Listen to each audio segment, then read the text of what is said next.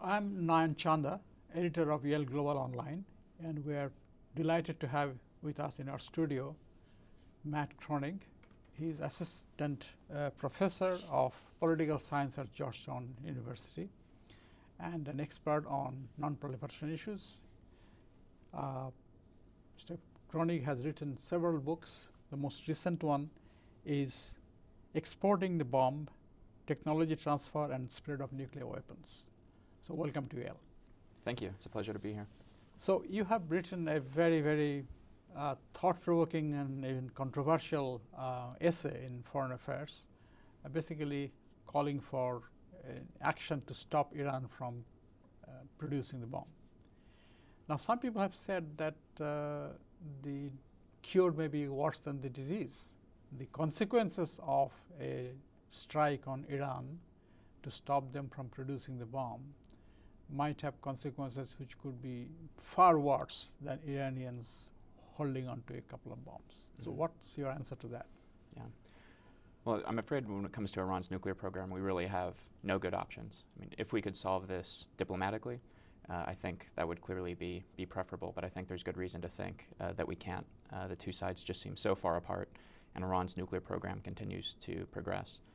So if that's the case, then we're left with this set of bad options that you point out, simply acquiescing to a nuclear-armed Iran or taking military action designed to stop Iran from acquiring nuclear weapons. And so there are serious downside consequences to both. It's, of course, impossible to know how these two scenarios would play out. But it's an issue I've given a lot of thought to. I worked as an advisor on Iran policy for a year at the Department of Defense. It's my judgment that they're bad options, but that the military strike is the least bad option. That if you think about the consequences of a nuclear-armed Iran for decades to come, that the cost there would be, I think, much more significant than the cost of a limited strike on Iran's key nuclear facilities.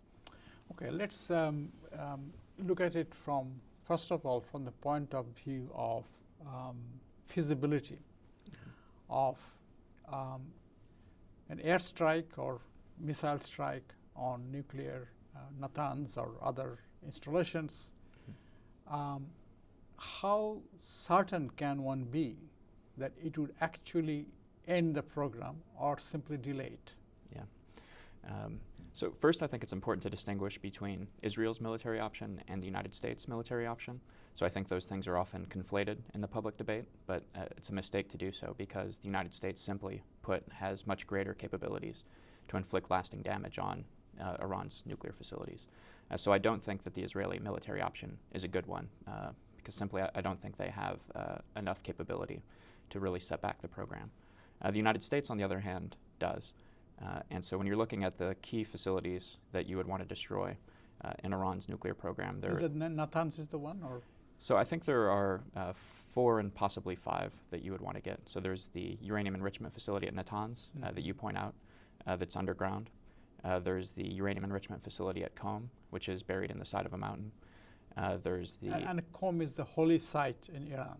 It's near Yes. a holy city. Yeah. That's correct. And then there's the uranium conversion facility at Esfahan, and then let's see, Natanz, Qom, Esfahan. The other key facility is escaping me at the moment, but it's also underground. So both the United States and Israel could destroy the above-ground facilities, the 2 above-ground facilities. Natanz and Qom are more difficult, but the United States has developed a new bunker-busting bomb, the Massive Ordnance Penetrator, or sometimes abbreviated as the MOP, that according to open source information can penetrate 200 feet of reinforced concrete. So that would be enough to destroy Natanz and Qom. So in other words, if Israel initiates the action, unless the US joins in, this would only provoke Iran in retaliation, but not really do the job that is intended to do, right? Yeah. So with either a US or Israeli strike, there would be significant consequences, including Iranian military retaliation. So if you're going to take military action and incur those costs, I think you want to be able to inflict as much damage on the program as you can, impose as much a delay on the progress as you can. And so, as I said, Israel could destroy the above-ground facilities, but probably not the underground facilities. And so the estimates there are that an Israeli strike could set the program back somewhere between 1 and 3 years, whereas a U.S. strike, which would do much more damage, it's estimated would set the program back somewhere 5 to 7 years. So again, I think weighing those two options, the U.S. option is clearly superior. You buy much more time, and I think the United States could also deal better with a lot of the negative consequences, including Iranian military retaliation, including some of the diplomatic fallout that would likely occur. Let's see. If the U.S. doesn't get involved, then Israeli strike would be more provocative but less effective in terms of achieving the objective. Yeah. And Iranian reaction, what is your expectations to what the Iranians could do in case of an Israeli strike? Yeah. So many people argue that a U.S. or Israeli strike on Iran's nuclear facilities would somehow lead to a broad regional war. And I just don't think that's likely. I think the consequences are serious, but it's hard for me to imagine it becoming a region-wide war. And so first, I think it's important to concentrate on Iran's capabilities and what could Iran do in the event of an attack, and then to look at their kind of intentions. What would their likely response be? So in terms of capabilities, Iran doesn't have a strong conventional military. Rather, they've been developing these asymmetric military options. So they have a stockpile of ballistic missiles that they could use to shoot at population centers or U.S. forces and bases in the region. These are simple explosives, not chemical or biological. Yeah. Well, we do think that they have chemical and biological weapons, but their largest stockpiles are of basic conventional weapons, okay. which we think they would be most likely to use. They would be damaging buildings and killing people, but in a radius not very big, I suppose. That's right, and they're also not very accurate. So if they aimed them at cities, say Tel Aviv, they would certainly do some damage. But if they tried to aim them at U.S. bases or ships, or at the Israeli nuclear reactor at Dimona, which some people think might be a likely target and kind of a tit-for-tat strike, then it's likely that a lot of these missiles would miss their target and land somewhere in the desert. So, it's a serious consequence, but, not a region-wide war. Iran has about 300 of these Shahab-3 ballistic missiles, but they only have 10 launchers, so they can only shoot 10 at a time. So my best estimate is that they would maybe shoot 4 or 5 salvos, so 40 or 50 ballistic missiles would be their first retaliatory option. Second, they have ties to terrorist and proxy groups, so they would likely encourage Hamas, encourage Hezbollah to conduct rocket attacks into Israel. But it's important to recognize that Hamas and Hezbollah have their own strategic calculations. They're not simply going to salute and do whatever Iran says. And I think that there's really good reason to believe that Hezbollah in particular is worried about another Israeli invasion into southern Lebanon. So I think they would have this kind of strategic dilemma of wanting to strike back but not too hard. So I think that we'd likely see kind of token rocket fire from Hamas and Hezbollah. And so that's the second major retaliatory response I think we'd see. And then third, Iran has the ability to cause havoc in the Persian Gulf with this IRGC Navy. So they could attack and harass ships in the Persian Gulf. And the worst, or their kind of most damaging retaliatory option in the Persian Gulf would be to try to close this Strait of Hormuz, this narrow passageway through which most of the world's, or a large portion of the world's oil passes. So that's what Iran could do. So that would be an action against the world, not necessarily against Israel, closing the Strait of Hormuz. That's right. And so despite the limited ability that you mentioned about the Iranian military, the devastation still would be pretty significant in terms of loss of life and property, and particularly on the world's energy supply. Mm-hmm. So that's the one side of the ledger. Mm-hmm. The other side of the ledger is letting Iran develop enough enriched uranium to make a couple of bombs or more. Mm-hmm. What is the downside to letting Iran have those bombs? Yeah. Well, I think a nuclear-armed Iran would have grave consequences for international peace and security. So first, I think it would likely lead to further proliferation in the region. So if Iran acquired nuclear weapons, I think it's very likely that Turkey, Egypt, Saudi Arabia, perhaps other countries would seek to acquire nuclear weapons in response. Iran, I think, would likely become a nuclear supplier. It would likely transfer uranium enrichment technology to other countries, probably outside the Middle East, maybe Latin America, Asia, other places. So I think the first negative consequences you would see is kind of a weakening of the global nonproliferation regime and the spread of nuclear weapons to many other countries. So it's not just a problem of Iran, it's a problem of proliferation more broadly. Second, I think a nuclear-armed Iran would be more aggressive in terms of its foreign policy. Right now, we know that Iran limits its foreign policy because it fears major U.S. military Give an retaliation. example. What would you see as a possibility of Iranian being more aggressive in one area? Yeah. Well, so for example, when it comes to support for terrorists and proxy groups, which is something that Iran does now, we know that they limit what they do because they fear that if they push too hard, say provide some of their most advanced military technology to terrorist groups that are then used against the United States or Israel or other countries, that might invite a devastating military response from the United States. So Iran is self-deterred from going too far on that front.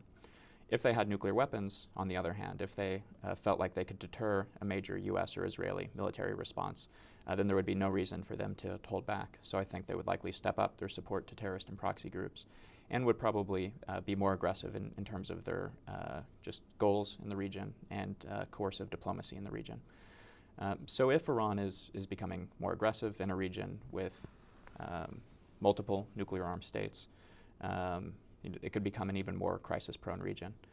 And so when you have crises involving nuclear-armed states, there's always a risk that things could spin out of control and result in nuclear exchange. So many. So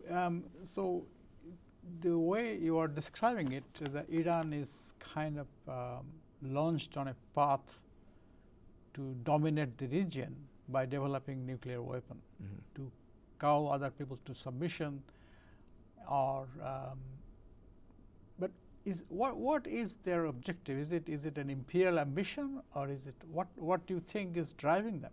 Yeah. Or is it, as some people say, simply purely defensive because Israel has nuclear weapons and Israel is a sworn enemy of Iran, so Iran has to have them. Yeah. So what do you think is the real Iranian motive in obtaining the nuclear weapon? Yeah. Well, on this question, we can essentially ask the Iranians themselves, because Iran, just like the United States, publishes its own national security strategy. And this has been the U.S. Department of Defense every year provides a report on Iranian military power where they talk about Iran's strategic goals. So the Iranians say very clearly that their two most important strategic goals are, first, to be able to deter U.S. or Israeli attack, and second, to become the most dominant state in the Middle East. So they're very clear about this desire to be a regional hegemon. And I think acquiring nuclear weapons themselves helps them to achieve both of these goals. It helps them to deter U.S. or Israeli attack, and it provides this cover under which they can be more aggressive and more expansionist in their goals in the region. And this domination, is it a Persian domination, or is it a Shia domination? What is the driving force behind this desire to dominate? Is it to create a Shia empire? Well, it's a good question. I mean, many international relations theorists, John Mearsheimer at the University of Chicago, maybe the most well-known, argue that all states, at the end of the day, want security, but the best way to be secure is to be powerful and to be more powerful than your neighbors. So I think this desire on Iran's part to be one of the most dominant states in the Middle East makes sense, kind of from a rational point of view. I think many states would like to be in that position if they could. The flip side of that, of course, though, is that as Iran becomes more powerful, it threatens its neighbors, it threatens the United States and U.S. interest in the region. So while it might make sense for Iran to have nuclear weapons from their point of view, I think there's also very good reason for the United States and the West to be very concerned and fearful of that capability. Mm-hmm. And in this equation, where does Saudi Arabia and Egypt fit in? Are they supportive of the U.S. or Israeli position that Iran should not have these nuclear weapons? Yeah. Well, the Arab states are in a difficult spot. on one hand, from a strategic point of view, they're very threatened by Iran's capabilities. And there have been many reports of leaders, Saudi leaders, coming to the United States and asking the United States to take action. Probably the best known example is one of the Saudi princes asked the United States to, quote, cut the head off the snake, referring to Iran's nuclear capability. On the other hand, a U.S. and especially an Israeli military strike on Iran would be unpopular, I think, among populations in the Arab world. So these Arab leaders are in a difficult spot of strategically wanting to stop Iran, but in order to maintain legitimacy domestically, not being able to go too far. So I think what would likely happen is that if a strike were to take place, they might condemn the United States or Israel in public, but congratulate us behind closed doors. That congratulation is fine, but if the people in the street, they are outraged by attack on a fellow Islamic country, how would that ensure stability and security of these countries? Yeah. So I think one thing that's always important to keep in mind is when considering the negative consequences of a strike, and there are many, is to also compare those to the negative consequences of the alternative, simply doing nothing and allowing Iran to acquire nuclear weapons. So I think your question is absolutely right that a strike would likely lead to anti-American sentiment in the Middle East. On the other hand, if we allow Iran to acquire nuclear weapons, the United States would have to put in a deterrence and containment regime to deal with that. So that would actually mean a major increase of U.S. Political and military commitments in the region. I think it would mean probably signing formal defense pacts with Saudi Arabia, perhaps with Israel, maybe other Gulf states. So essentially we'd be promising to fight a nuclear war on their behalf. Now that's kind of an inherently incredible threat, so we would want to do things to make that threat more credible. So what we did during the Cold War to make those threats to defend Europe and to defend East Asia credible were to forward deploy U.S. troops, to forward deploy U.S. nuclear weapons on the territory of our allies to ensure that we'd get dragged into any conflict. So I think if you think about a deterrence and containment regime in the Middle East, we'd likely do something similar. I think it could mean deploying U.S. troops, deploying U.S. nuclear weapons on Saudi territory, in the territory of other Gulf states, perhaps of Israel. So I think those are the kinds of things that would also lead to anti-American sentiment in the region. So I think either way, we're in bad shape when we think about. So anti-Americanism in Middle East, we have to live with that? Is that ultimately you're saying? I think so. I think either way we go, we're going to have some anti-American sentiment. There will just be different flavors. Is it because of our increased military and political commitments to the region to deter and contain a nuclear-armed Iran, which could likely last for decades as long as Iran has nuclear weapons? Or would it be the perhaps more intense but short-term reaction from kinetic action against Iran's nuclear facilities? So we have looked at two options, letting Iran develop its nukes and stopping it right now. How about the course that the Obama administration is pursuing is putting a tremendous amount of pressure and hoping that Iran would not proceed further to develop the nuclear weapon. They have enriched material, and maybe they could be stopped at a point when they cannot produce the material, and eventually perhaps could be persuaded to go the route of South Africa or Libya in actually not in destroying what have they done. Now, is that something that you think is impossible, or what is your reading of the current situation? Yeah. Well, as I said at the beginning of the interview, if we can solve this diplomatically and avoid this really gut-wrenching choice between military action and nuclear-armed Iran, that would be ideal. And so I think the administration is right to pursue this sanctions and diplomacy route as long as they can. I'm just very skeptical that we're going to get a deal for a number of reasons. First, the diplomatic track has essentially stalled out. We had a number of meetings this summer, but all we could agree to in those meetings were to have further meetings. Meeting between the European countries and Iran, right? Well, and the United States had representatives there as well. Right. So the United States, the European countries, and Iran. We couldn't get to a deal, and all we could agree to was additional meetings. And then at this point, we haven't even been able to agree to additional meetings. And I think that the two sides are just so far apart at this point. I mean, it's very hard for me to imagine what the deal would even look like that would that Iran's supreme leader would be willing to agree to in terms of curbs on his program, that would simultaneously reassure the United States and reassure the West that Iran's nuclear program is no longer a problem. And so, the tool the administration, the primary tool the administration has been using to try to pull Iran closer to a deal that we could agree to is by putting on these difficult, tough sanctions. Which are having some impact. Right now, the economy is reeling. Yeah. So as I like to say, the sanctions are having an effect, just not the effect that we want. Yes. So they are clearly hurting the Iranian economy. But the point, of course, isn't just to punish Iranians. It's to convince Iran's government that in order to come out from under the sanctions, that they need to put serious curbs on their nuclear program. And so far, we've seen no evidence that this is leading Iran's supreme leader or the Iranian government to reconsider the nuclear program.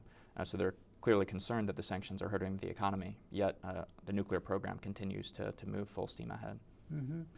The Ayatollah Khamenei has said that nuclear weapon is haram. Mm-hmm. Having said that, doesn't that give the West and the United States an opening to say, yes, we also believe it is haram for Islam and we should help you to not do this? So what do you think is just a ploy? They don't believe in what they're saying? Yeah.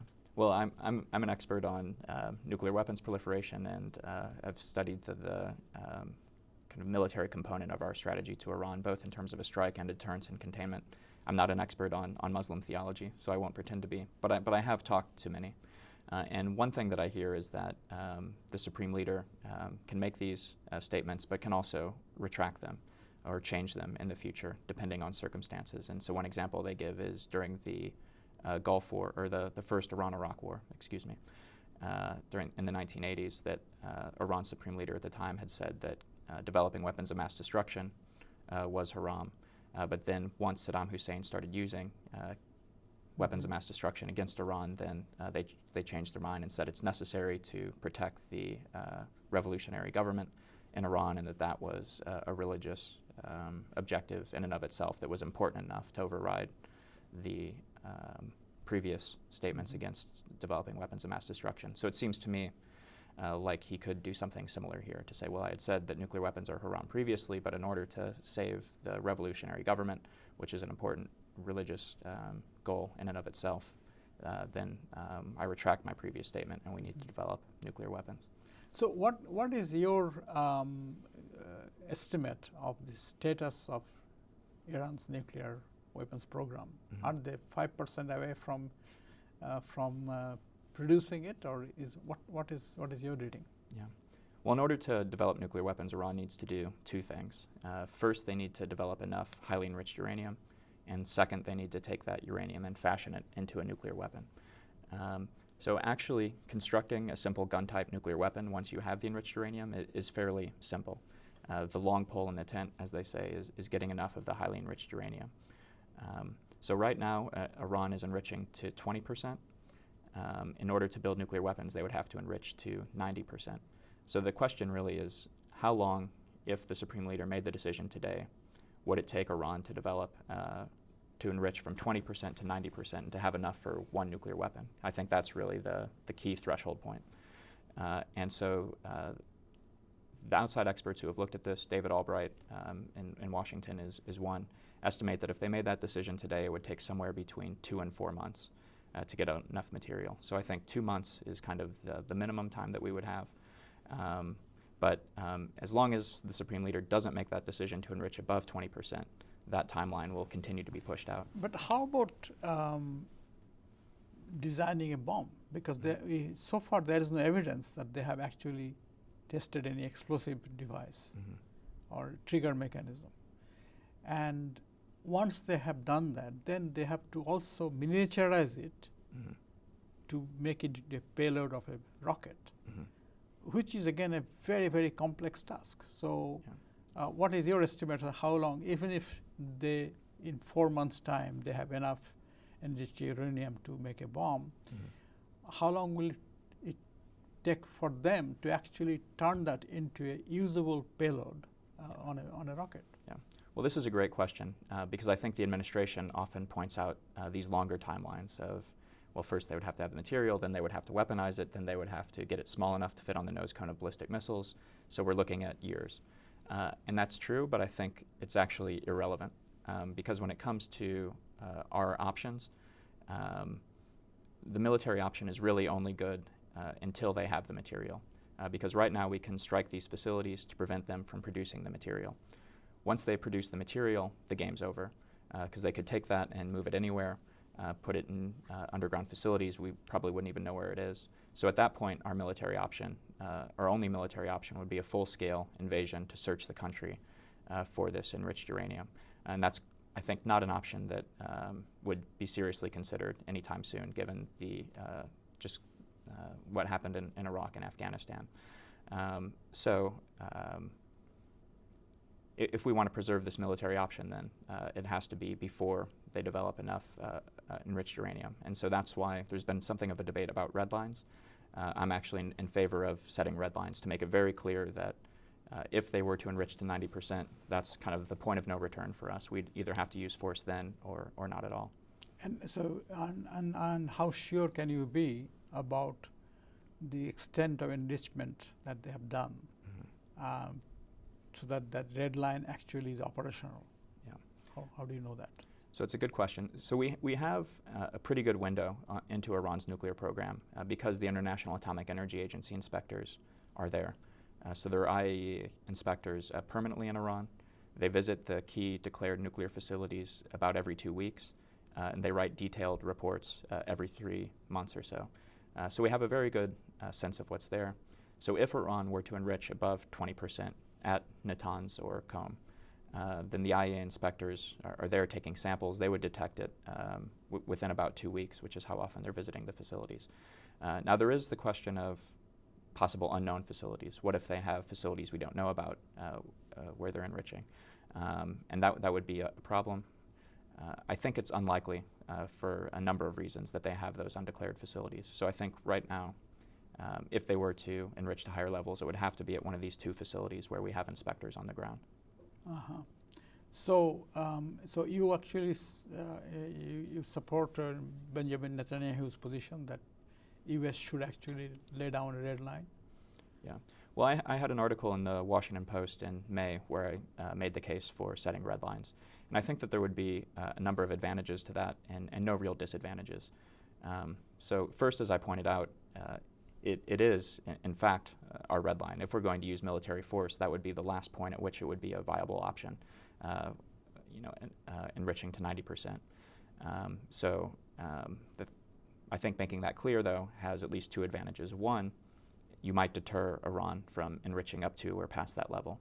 If Iran doesn't know what our red line is, I think there would be no reason why they wouldn't just keep inching forward and forward. Whereas if we make it very clear, if you enrich above 20% or 30% or wherever we decide to set that red line, we might be able to deter Iran because they would possibly want to avoid a conflict. Second, I think if it gets to the point of using military force, the United States would want as much domestic support as possible and would also like as much international political support as possible. And so by setting a red line, I think you put the last clear chance to avoid catastrophe on Iran's shoulders. If it's clear to everyone beforehand that we don't want to use force and that we'll only use force if Iran crosses this red line, and then everyone sees that Iran makes that fateful decision to cross the Rubicon, I think the United States would have more support. Now, some people point out potential downsides to setting red lines. They say first that if you set a red line, that encourages Iran just to push right up to that red line. And then second, that it limits the president's freedom of action and boxes him into a corner. But I think that those costs are not that great, actually, because if you just set the red line at 20% or at 30% or someplace that's far short of what Iran would need to do to develop nuclear weapons, it doesn't really matter if they push right up to that line. So I think that first cost is not that significant.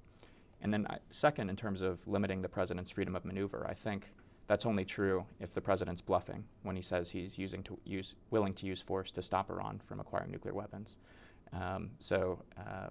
If he wants to simply stand by while Iran develops nuclear weapons, then that's right. Setting red lines boxes him in a little bit. But if he's serious and if he wants Iran to know that he's serious about the military option, I think that there's no reason not to set the red line. So the red line ultimately will be implemented by IAEA. IAEA will tell the U.S. president that we now have found that they have crossed the red line. Is that what you're asking? That's essentially right. I mean, it would be up to the United States to declare what our red lines are, but we would be dependent on the International Atomic Energy Agency inspectors to tell us where Iran's nuclear program stands. So in other words, the signal to start an American war will be handed over to people in Geneva, in Vienna. I guess that's true. Okay. Well, thank you very much, Dr. Kroenig, for speaking with us.